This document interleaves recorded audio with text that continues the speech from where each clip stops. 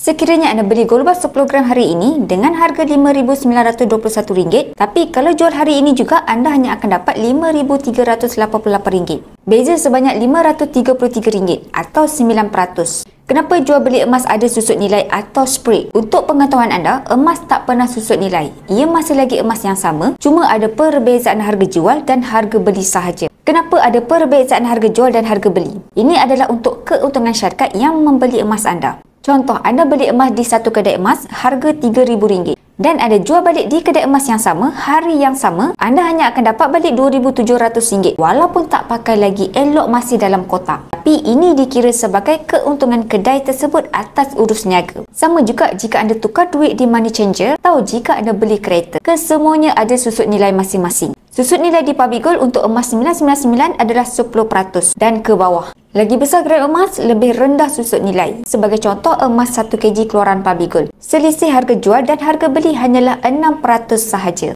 Jika anda ingin mulakan simpanan emas, pastikan anda kaji susut nilai syarikat emas tersebut. Kerana lebih rendah susut nilai emas tersebut, lebih tinggi keuntungan anda. So, bagi yang berminat untuk mulakan simpanan emas bersama di Public Gold, anda boleh klik di bio saya atau PM saya. InsyaAllah saya akan bantu guide sebaiknya.